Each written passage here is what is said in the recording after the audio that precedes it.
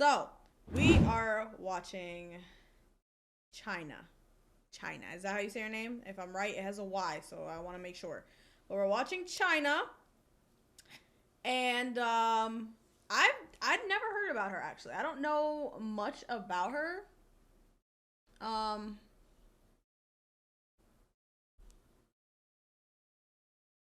don't know much about her, truthfully. So I'm excited. I'm excited to learn a little bit about her, see some of her backstory, see what we can learn. Chyna, the 9th wonder of the world. That's crazy.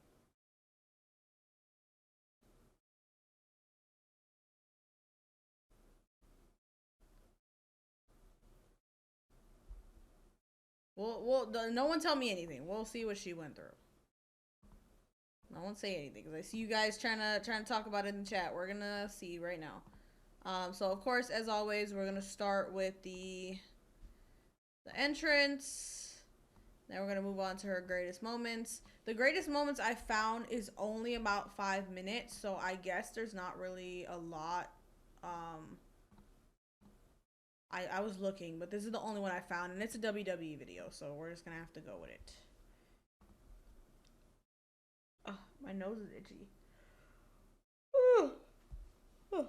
Excuse me. All right, here we go. We are watching Chyna entrance as WWE's Women's Champion, and this is an entrance from 2001. Woo! Hold on. I already love her song.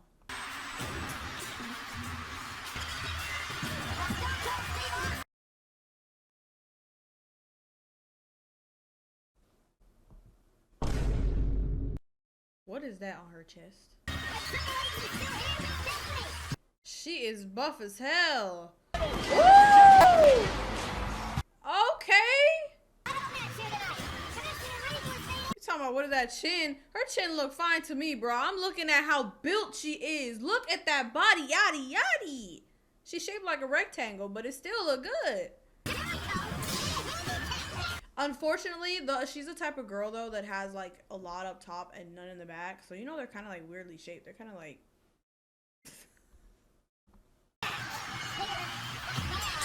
Wait. Is that her song, too? Because why does it say Who I Am, Chyna? Is that her song that was playing? Because, hold on. That song was low-key.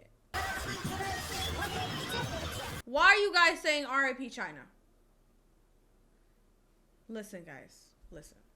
I understand that you want to say rest in peace, but I didn't know she was dead.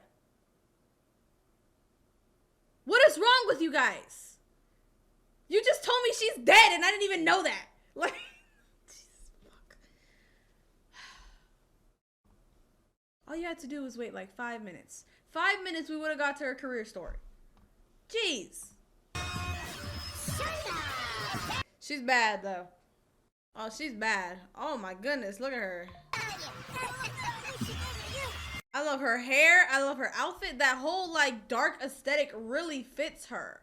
It looks so good. Oh my goodness. Okay, we're gonna move on to her greatest moments.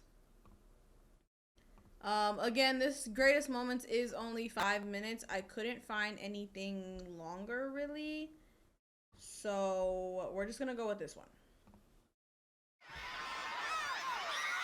WWE debut. This is her debut. Wait, what is happening? She's just strangling her debut was her strangling someone in the crowd? Security taking that lady away. Can y'all imagine if that really was just a regular person in the crowd and she was choking? And she was choking her out? Like, what the hell is going on? Joke about it, but I mean, everybody in here's upset. Fans have a good time. That lady got a little overzealous. Right. Fans should have a good time, but she did too much. Oh, Lord. Look at her fit. Whoa. First woman in the Royal Rumble match. Was she like the first woman period in a Royal Rumble match? Like the first woman ever? Is that what they're trying to say? Yes? For real? Oh my gosh. Okay. My bad. Sorry, Chyna. I did not know your game, baby. You really her. She's coming in here and beating on a bunch of men. I like her. Whoop they ass, girl. Damn. She threw Mark Henry's big ass out of here. Someone said she was strong enough to handle the male wrestlers. She looks it. Girl, look big as hell. Ooh, she is aggressive. Ooh, no. She is literally whooping ass.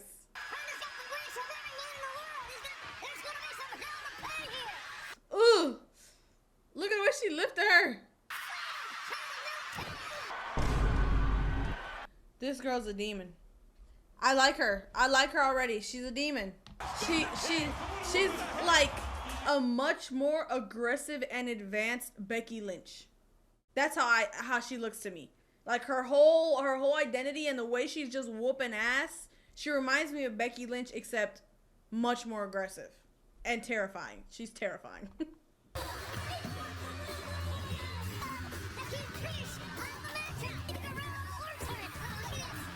Ooh, done made him mad, boy. You better back up. Oh, ow. Why does it look like that actually hurt the butt bone? Ouch. She's more like Rhea Ripley. Oh, yeah, I can see that too, actually. You're right. And nothing could be I can see that. Yelping. Oh, God. Ah! Oh, that looks like it hurts so bad.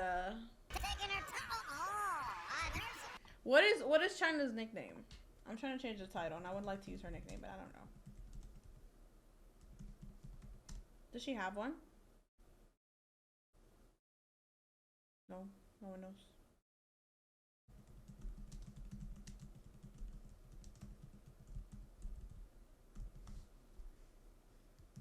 It's fine. We'll just use her regular name. There's a story right there.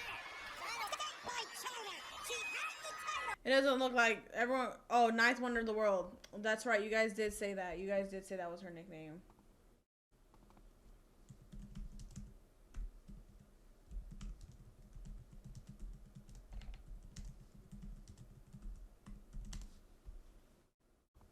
You guys did say that.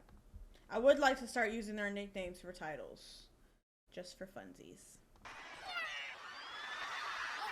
Oh, Lord. Upstairs, you know where to go, but... Oh! The way she just... the way she just casually dropped her. Eddie is already on the list. Eddie Guerrera, he's already on the list, guys. Please stop saying it. She's so casual. She's just like... She's a demon. She's a demon. I love all of her outfits, too. They fit so well. Dang. Ouch.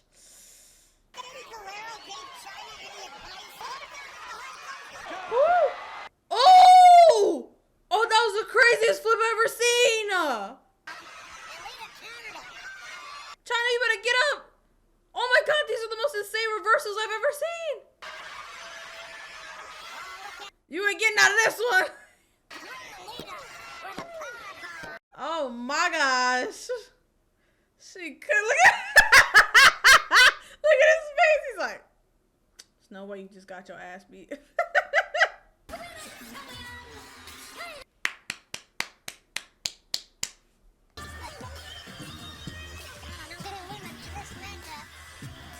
Spank me, Lita. What the heck? It looks like Chyna had a very, very small but dedicated fan base. I'm wondering why she didn't get as big as she could have. We're about to find out. We are watching Chyna's full career story. And it says, 9th wonder of the world, the Chyna story. So, we're about to learn all about Chyna. late 90s, Which it isn't very long. It's only a 20-minute video, so. the WWF's women's division wasn't focused as much on wrestling as it is today. And although there was a handful of legitimate... Jerome reacts. I don't know what you mean by that, but that is very disrespectful. I really hope you weren't talking about her. You shouldn't talk about any woman like that, really. But they did already say RIP, so I'm going to assume that she passed away. So... She did? She turned it... Okay, if you say so. in-ring performers, none of them got over with the crowd quite like Chyna. Yes, from her time spent as a bodyguard to Triple H, to being one of the founding members of Degeneration X, all the way to becoming the only woman to ever hold the Intercontinental title and beyond, the ninth wonder of the world remains one of the all-time greats to this day. But how did it all happen? Well, join us today as we take a deep dive into her entire career journey in Ninth Wonder of the World, The Chyna Story. Joan Marie Laurer was born on December 27, 1969 in Rochester, New York, to a relatively normal middle-class family that she shared with her two older siblings, Kathy and Sonny. This normality, though, would be shook up when she was still just 4 years old, as it was then that her parents would get divorced. And things would continue to be tough for Joni as she would have a very traumatic childhood, which led to her developing an eating disorder around the time she turned. Nozomi, we are watching the Chyna story right now. We're watching Chyna, the WWE female wrestler, her career story. 13, something which led her mother believing she had a drug issue as she tried to force her to enter a rehab facility. But obviously unwilling to do this, Joni would leave home instead, so as to go live with her father, moving around the world with him to places as far and wide as Spain, where she would complete her final year of high school. Still, her problems wouldn't be over then because during this period, she would have a health scare when she developed an ovarian tumor, something she didn't initially feel the pain of due to the fact that her abdominal muscles had become so strong on account of her working out so much. Yes, in an attempt to get over her eating disorder, the New York girl had taken to bodybuilding, and this appeared to work for her so much that, once she'd successfully gotten her tumor removed soon thereafter, she'd continue to pack on muscle in the hopes that she would eventually be able to take up a career in law enforcement. No offense, but she really looks like a man. She is freaking humongous. Like, her whole chin and neck area is huge. The FBI. Ultimately, this wouldn't happen, however, as, while majoring in Spanish literature at the University of Tampa in 1992, she would join the Reserve Officers Training Corps instead, with this eventually leading to her joining the Peace Corps upon graduation. Wow. And while joining the Peace Corps, Joni would spend some time over in Guatemala, there helping to bring humanitarian aid to the local people. Once she was back home, though, she would find herself going through a number of different jobs as she tried to make ends meet. Jobs which included working as a cocktail waitress in a strip club. These pictures that he's showing, I don't know if they're actually in this timeline, because why is she fluctuating from little and big? Like, I need a timeline, bro. You're scaring me. Club, singing in a local band, belly dancing, and selling pagers. At one point, she would even train to become a flight attendant, with this ending up coming to nothing when, while driving to her first flight, she would get into a car accident and would have to spend the next 4 days in the hospital as a result. Wow. Yes, it seemed like the future WWE superstar. I'm sorry, but it's literally like the universe was telling her that she's not supposed to be these things. What are the odds that you're flying to your first flight and you get into an accident? What are the chances of that?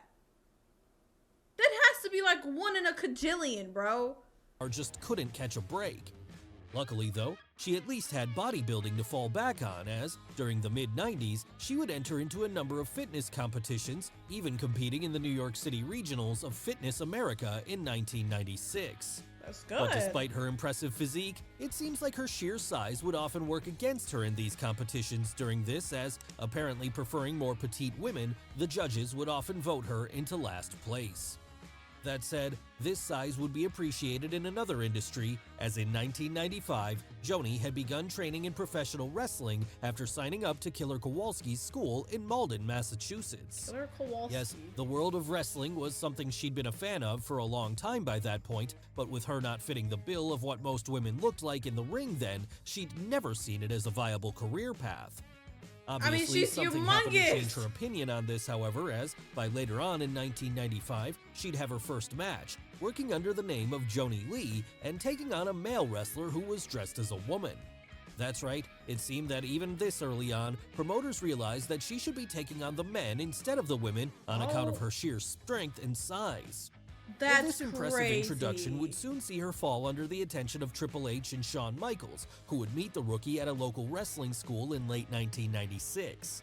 That then would turn out to be just the break she was looking for, as, immediately understanding how big of a star she could potentially be, the two Clique members would go to Vince McMahon and ask him to bring her in as a bodyguard for the game going forward, with them arguing that not only would it be believable that she could beat up his opponents, but the fact that he was bringing in a woman as his muscle would draw major heel heat for the mid-90s audience.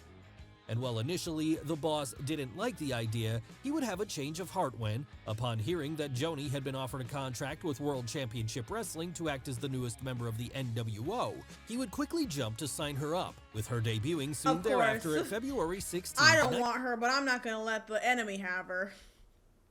1997's In Your House 13 Final Four.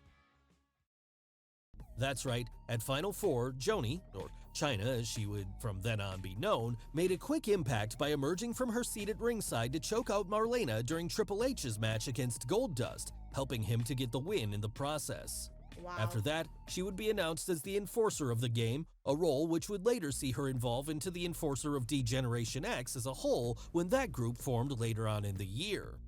And often, this would involve her helping her stablemates to pick up wins by interfering in their matches, usually laying out their opponent on the night with a well-placed low blow.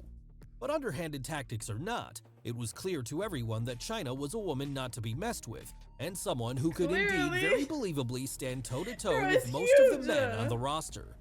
That, though, didn't stop many of the male performers from being hesitant to work with her at first, as many of them worried that being beaten up by a woman on TV would hurt the believability of their characters.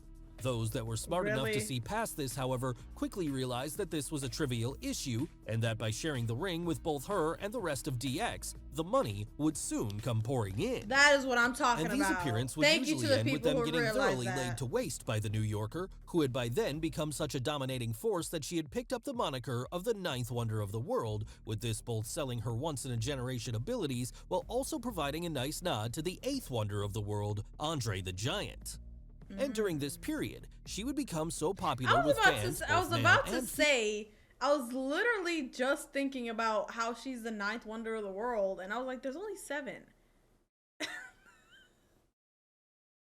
My stupid ass was like, okay, maybe I'm wrong. Maybe there's 8. I was so stupid. Female that the company would eventually start to give her storylines of her own, one of the most notable of which saw her start a romantic relationship with Mark Henry in August of 1998 as, believing himself to be irresistible to women everywhere, Sexual Chocolate made it his aim to conquer her. Sexual Chocolate! And of course, initially, Chyna would have none of this, instead choosing to spurn Henry's advances. That would change come late 1998 though, when she began acting as his on-screen girlfriend for a time, allying herself with him and coming out at his side during matches, all up until the point that she would later reveal that the whole thing had been a ruse as she gave Henry a beatdown and sent him packing for his unwanted advances all those months prior. But even if she was now single on-screen, off-screen, Joni's love life would fare much better as, by then, she'd entered into a serious relationship with Triple H, one that would see the two become inseparable for a time.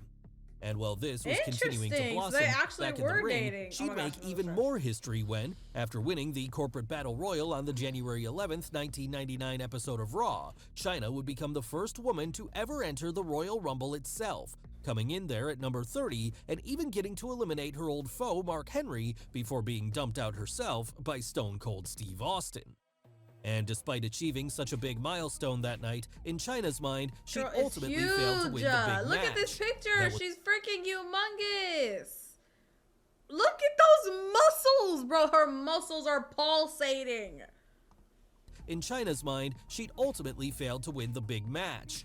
That was why, the next night on Raw, she'd reassess her career path when she turned heel on DX. From there, joining up with the Corporation, and even teaming up with Kane to take on Triple H and X-Pac at February 14th, St. Valentine's Day Massacre. Like that?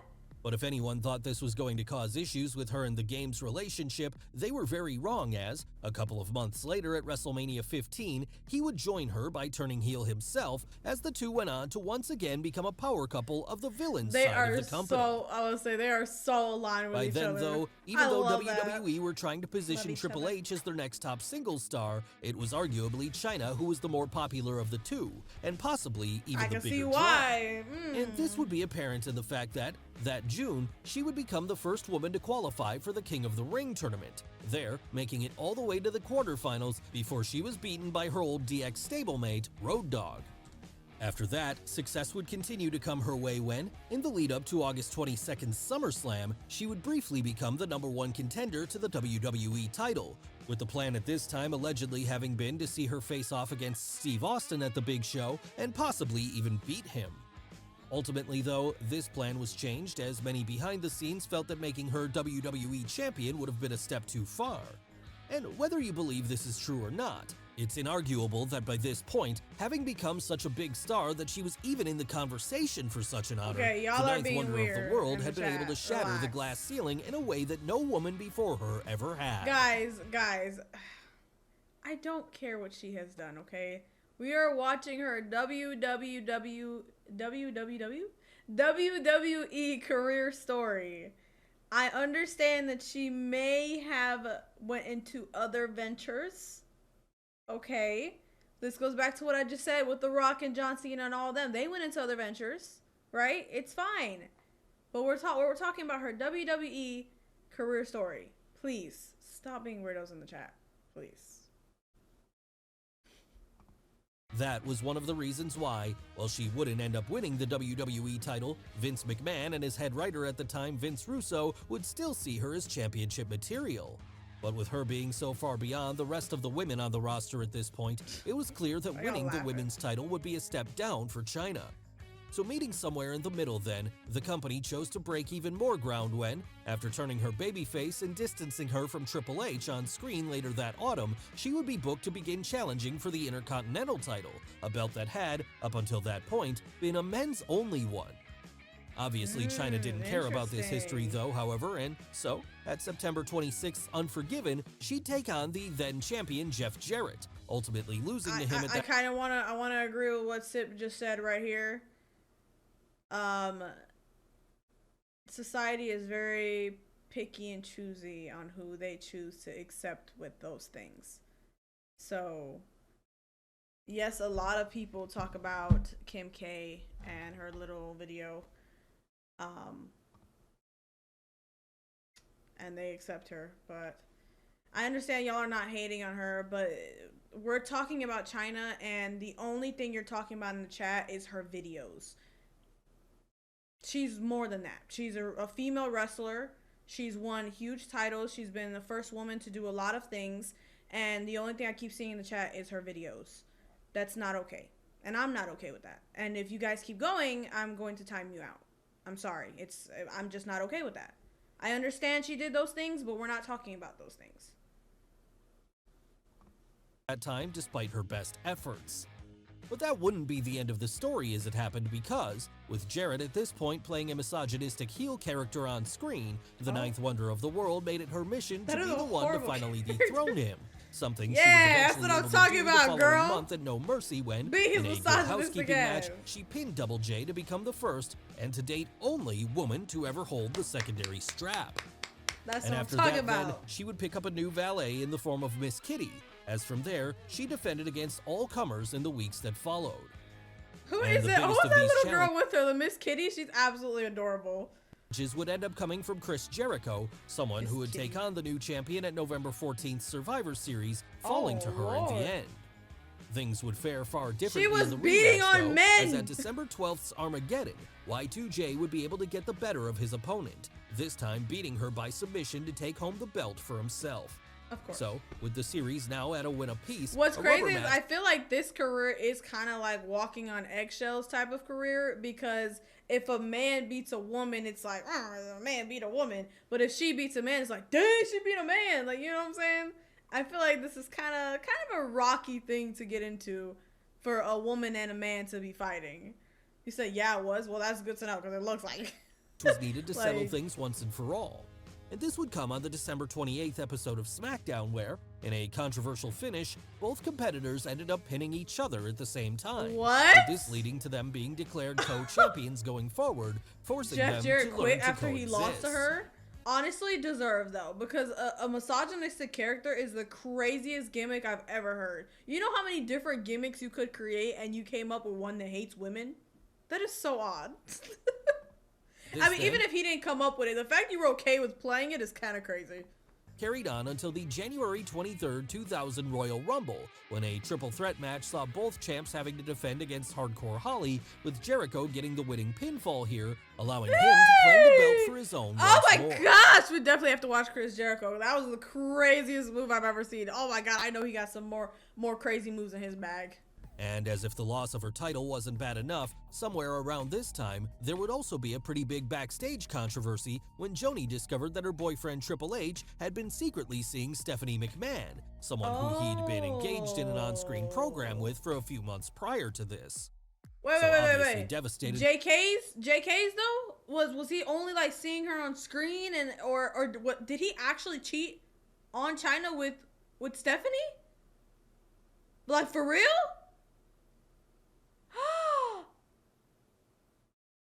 That's nasty. That Triple H, you've lost a bit of respect from me. That is disgusting. By this, the New Yorker would sink into a deep depression that saw her struggle to move on in the months that followed, something which was made even more difficult by the fact that whenever she came into work from there on in, she would be forced to see her now former lover canoodling with the boss's daughter. But, still needing to perform, she tried her best to put this to the side as, on screen, she would find a new partner in the form of Eddie Guerrero, someone who had been seeking her affections for some time by that point, hoping to make her his mamacita.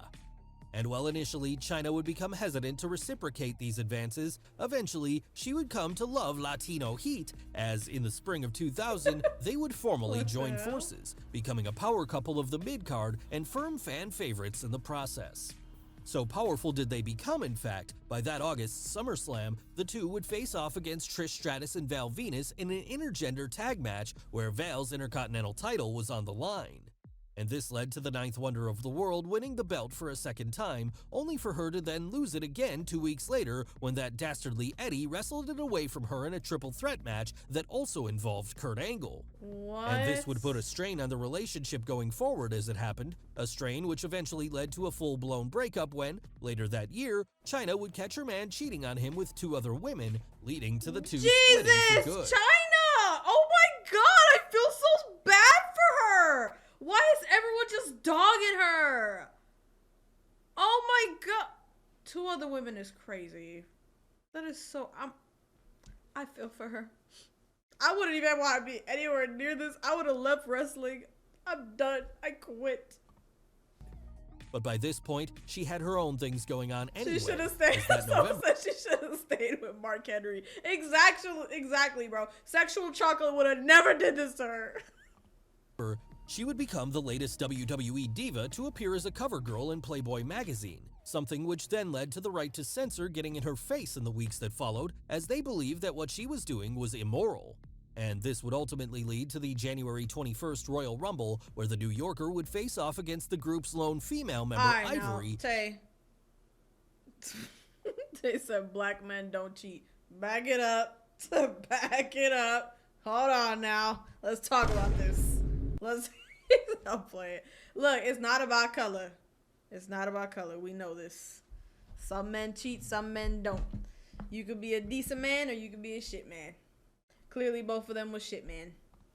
In a match for the WWE Women's title. Despite being the clear favorite on that night though, Chyna would end up losing the match after appearing to injure her neck during a handspring back elbow, something which allowed her opponent to pick up a quick pinfall. And to sell the severity of the whole thing, which was in reality a worked injury, Jerry Lawler would even leave the commentary booth to go check on the downed challenger after the match, something he hadn't done since the death of Owen Hart 2 years prior, leaving many to deem the angle as tasteless. But tasteless or not, the company would continue on with it. Interesting. Oh, he actually left. I just realized he actually left the commentating thing to check on Owen Hart, and he was so sad. Um, Nozomi, yes, Sasha Banks is on the list. She is. As in the weeks that followed, So what's that? I think the men that cheated on her were just mad that she was stronger and more masculine than them. I think you may be right, but not because she was stronger or more masculine than them, but most men aren't attracted to masculine women like this, which I think is very wrong, might I add. Most men are not, but I think it's wrong because I think she is a beautiful young woman. Yeah, she a little muscular, but she is beautiful. He would tease that the ninth wonder of the world was going to have to retire due to how badly she'd been hurt. Of course, in the end, she would make a recovery just in time to face off against Ivory one more time at WrestleMania 17 where, in a quick squash match, she pinned the champ to take home the women's title for herself for the first time. And while this would have been an honor for any other female on the roster, for Chyna, it felt like a step down given how much she'd already achieved.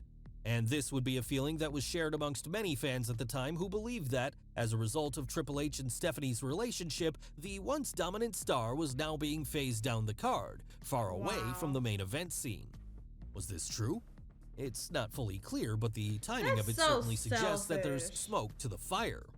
Either way, unhappy with her new spot on the roster, the New York girl would defend her women's title for the next few months, up until the time that her contract ran out in May of that year that was. Look at that cute little bikini top with the flowers, it is beautiful.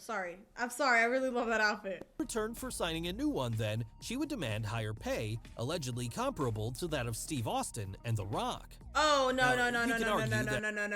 listen, baby, listen, you big, but that's crazy. Asking for that kind of pay is crazy. That she wasn't as valuable as those two particular stars, but it was undeniable that Chyna remained one of the biggest names in the company at that time. I feel that, but you're not on the same level. No. So, surely deserved a pay increase for all the good work she was doing. Given who was running things though, and any personal vendettas they may or may not have had against her, WWE did not place her value this highly, and so negotiations would quickly break down following this, with her leaving the company soon after. Exactly.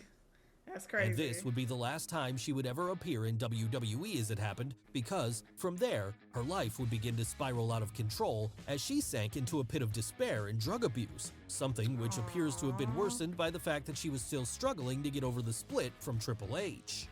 But that didn't stop her from trying to wrestle through her pain as, in 2002, she would have a brief stint with New Japan Pro Wrestling, there having a number of matches, the most notable of which was probably her singles bout with Masahiro Chono, where she got to show that she could still hang in the ring with the boys.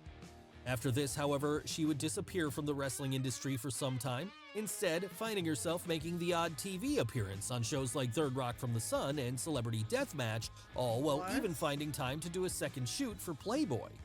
And this second shoot would eventually open the doors for her doing more work in the adult entertainment industry as, in 2004, she started appearing in adult films. See, now if y'all want to talk about it, we can talk about it, because now we're talking about her career after the WWE, and we're talking about how she went into this field. And I really feel like she really just wanted...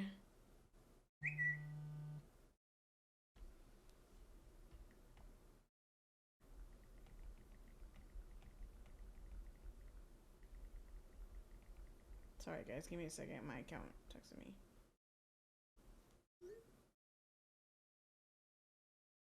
Anyways, I really feel like she probably struggled heavily. You're not going to get timed out now. I just meant at the time when it wasn't a topic talking about it, it was irrelevant. But yeah, I feel like they said, her breakup with Triple H and her wrestling career diminishing. She didn't get to be as big as she possibly could have been. Definitely very, very sad. Very, very sad. She was wrestling with men, so she wants to get paid like one. And I get that. I do. Look, I'm a woman. I spew equality all day long. But I do believe that she was not on the same level as those two men. I'm sorry. As Stone Cold Steve Austin and Dwayne "The Rock" Johnson, she is not on that level. Although she was very big, I don't think she was on that level. I think she could have gotten paid close to maybe what they were getting paid, but nowhere near that high. I'm sorry. it's just like Jay just said, there's levels to this stuff. Several of these over the next few years. And by then, she'd also entered into a tumultuous real-life relationship with her former stablemate X-Pac, one which saw a continued pattern of breakups and reunions between the two, with her at one point even being accused of domestic abuse against him. Yes, she was abusing him? Oh, Jesus Lord. Oh, Jesus Lord. things were really getting out of control for the former WWE superstar, something which was evident in her increasingly erratic public appearances on shows like The Howard Stern Show, Celebrity Rehab with Dr. Drew, or Total Nonstop Action Wrestling. So trying to find help from the spiritual world then, she'd become a member of the Church of Jesus Christ of Latter-day Saints while living in Japan between 2012 and 2015, with this seeming to give her some peace as, around this point, she'd begun filming a documentary about her life and her road to recovery. Unfortunately though, any happiness she felt would be short-lived, as on April 20th, 2016, she'd be found dead at her home in Redondo Beach, California, at just 46 years old. Her tragic passing coming as a result of what looked to be an accidental overdose. And following her death, her friends within the wrestling industry would begin to pour out tributes for the woman who had broken so much ground and had gone forgotten for so many years up until then. Yes, WWE had largely whitewashed her from their history sometime prior to this, with the official reasoning given by Triple H being that her career in the adult entertainment industry prohibited any other course of action. Thankfully though, this would eventually turn around as in early 2019, Chyna would be inducted into the WWE Hall of Fame as part of Degeneration X, with both Triple H and Shawn Michaels supporting the idea of a future solo induction for her at a later date too. When will this happen? Well, that remains to be seen, but it's nice to know that, finally, after all these years, WWE is acknowledging Joni again as, when it comes to female stars, there are few who deserve to be praised as much as her for everything she did in breaking down barriers, and proving that, for all the young girls watching at the time, in an era where most women were expected to do nothing more than look pretty, they could be ass-kickers too, if given the chance. Well guys, what did you I really don't like that it took her passing away for them to like give her the light a little bit. I really don't like that at all. And then on top of that, they didn't even put her in the Hall of Fame by herself. They put her in with the group. And I don't think that's fair because she accomplished a lot of things by herself. And it's heartbreaking. But I believe someone said this was a story of how a betrayal literally ruined her life. And I think it's true. I think it's true, and I hope Triple H feels it. I'm not going to wish nothing bad on him, but I hope he feels the pain that he may have caused her by cheating on her. Like, truthfully speaking, I hope he feels that pain.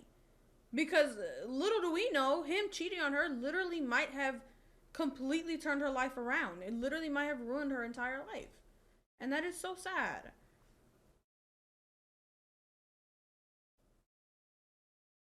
Bro, why did you just join and say that? Anyways, that was the story of Chyna. I think she deserved better. You guys let me know your thoughts in the comments.